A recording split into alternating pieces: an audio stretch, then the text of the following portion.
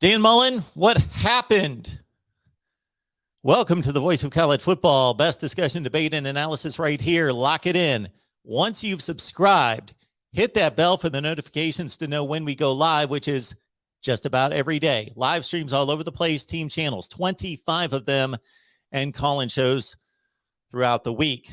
All right, let's check out Dan Mullen's last year at Florida. He's always been quirky, strange, not necessarily my first choice to run an elite college football program, but successful. No doubt about that. As Florida offensive coordinator under Urban Meyer, he's got the national championship rings to prove it. And then on to Mississippi State as head coach, successful there, especially considering the challenges in Starkville against the SEC Western Division. All right, he gets the job at Florida. Most of us, including me, consider that to be not only a good hire, but a good fit. He knows the landscape. Took over a Florida program that went 4-7 in 2017, so he immediately improved the production and the results on the field. But at the same time, the Gators weren't as bad as 4-7. That was a team that won the SEC Eastern Division in 2015 and 16, albeit a weaker SEC Eastern Division, and had recruiting classes under Jim McElwain of numbers 9, 21, 11, and 12. So low teens in recruiting the roster that Dan Mullen inherited. Okay, he takes over in 2018. Instantly, they're not only competitive, but they're top 10 good. They go 10-3. They were only down by a score to Georgia entering the fourth quarter, a Georgia team that, of course, had gone to the national championship game and played Bama to the wire in the SEC title game that year. But they lost to Florida, they lost to Georgia, and took out Michigan in the Peach Bowl to finish in the top 10 in the nation at 10-3. Then the next year, they improve even more. They play Georgia closer within one score for the entirety of the game, 24-17. They go 11-2, finish in the top 10 again, and win the Orange Bowl. Then in 2020, a very odd, strange season. So if you would have told me prior to 2020, Dan Mullen is going to beat Georgia, win the SEC Eastern Division, and in a season in which Alabama proved to clearly be the best team in college football, would, at least on the scoreboard, give Bama its biggest challenge. I would say check, check, check. Great season for Dan Mullen. So he accomplished all that. Great. Beat Georgia, won the East, played competently against Alabama when the tide was running through just about everybody else, including Ohio State and Texas A&M. But the bad of 2020 really weighed down the accomplishments. First of all, the excuses made after the Texas A&M loss. Crowd noise, 22,000 people. COVID restrictions, 22,000 people where there would normally be the ridiculous display at Kyle Field of 100,000 plus roaring fans, 22,000, and he blamed the loss on crowd noise. Then came the spectacle at the end of the first half of the Missouri game at home in the Swamp when he ran out to midfield and instigated more fighting and brawling between the teams and was reprimanded and fined by the SEC. Then he shows up at his news conference dressed like Darth Vader, which I would think to be harmless to a certain extent. I don't care about that. I think it's a little buffoonery. Don't want that out of my head coach. But on top of it, again, with Dan Mullen, is awareness, not understanding that this is coming off the heels of what happened against Mizzou. So let's be taken seriously at this point. Then came the end of the season.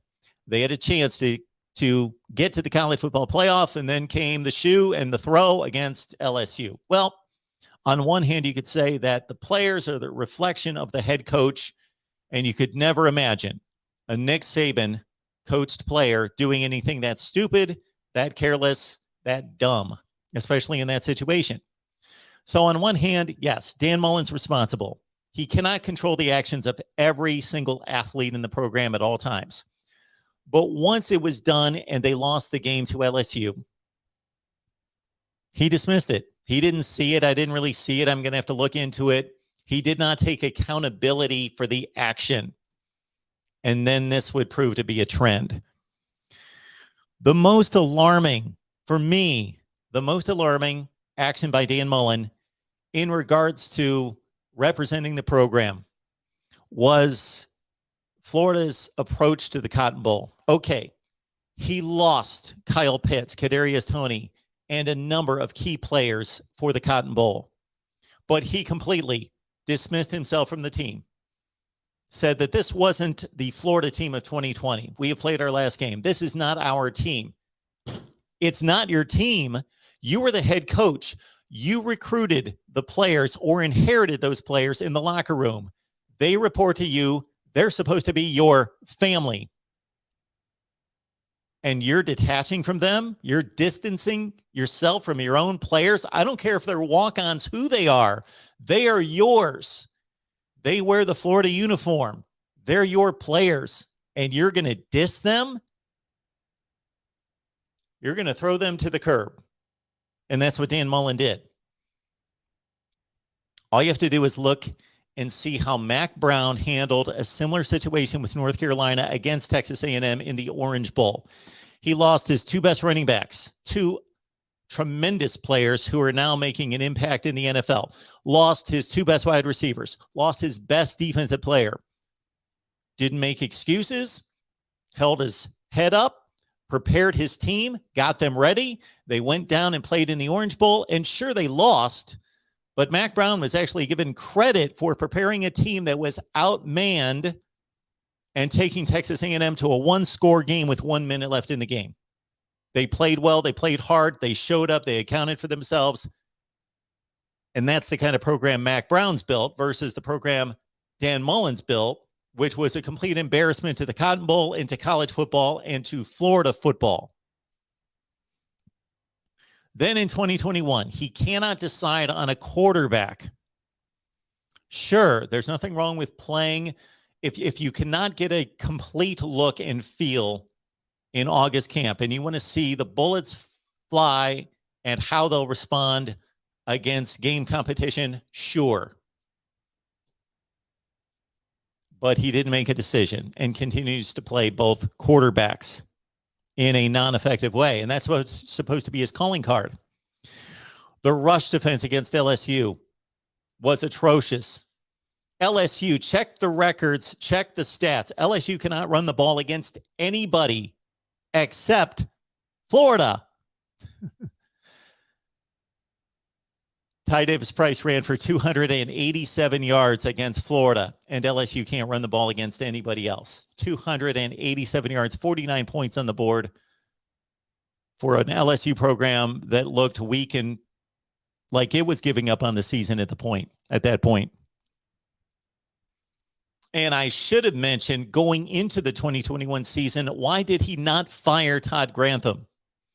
That seemed to be the consensus among people that know Florida football and know the ins and outs of that defense. They were 74th in the nation in scoring defense, number 86 in total defense. And beyond the numbers, all you had to do was watch the play versus what they had recruited and developed or tried to develop. It was just substandard Florida football on the defensive side of the ball, especially considering what we had seen under Will Muschamp and Jim McElwain. A complete upgrade on the offensive side, downgrade on the defensive side. Well, trading offense for defense or defense for offense is not going to get it done against Georgia and the rest of the SEC. Then came the Georgia game. They thought they competed for a half. They imploded at the end of the first half. Bottom line, they did not compete against Georgia, and nobody really has. I understand that. But Clemson, for sure, but also within the division and within the conference, Auburn, Tennessee, and Kentucky all played Georgia much tougher than Florida. Florida is supposed to be the main rival and the chief nemesis of Georgia and the one team capable of contending against them. Not the case. Again, Tennessee, Auburn, Kentucky all competed much better than Florida did against Georgia. And then came South Carolina. We are still looking for Josh Vann in the end zone if we play defensive back for Florida. There are videos made out there that are hilarious about what South Carolina wide receiver Josh Vann could be doing during the time that the Florida defense was trying to find him in the end zone.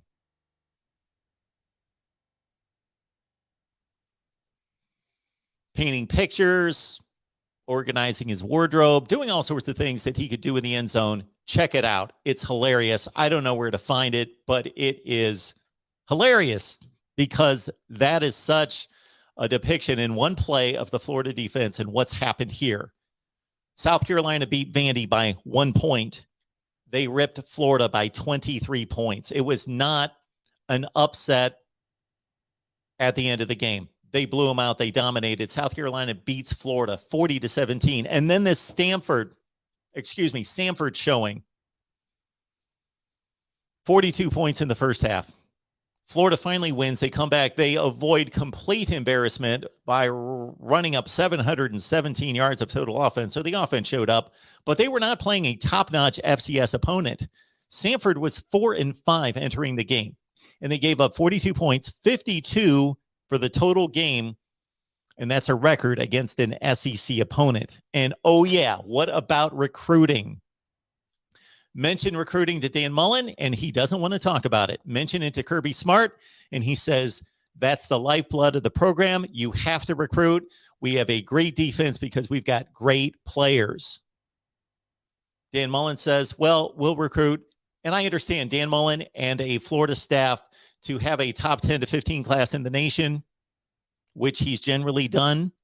You have to be recruiting all the time. So it's not as though that there isn't some level of effort there, but you have to be dedicated to recruiting and you've got to talk recruiting. And when asked that, the Florida fan base does not want to hear that, we're not thinking about recruiting. We're not talking about that right now.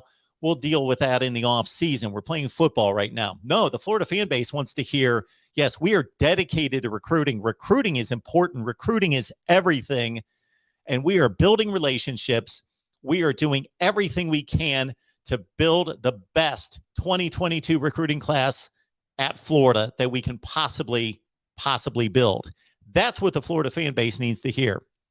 My thoughts on Florida football, and Dan Mullen needs to go at this point. I don't think there's any question about that. It is gone beyond the point of return in my estimation. Your comments below right here at the Voice of College Football, and we will see you next time.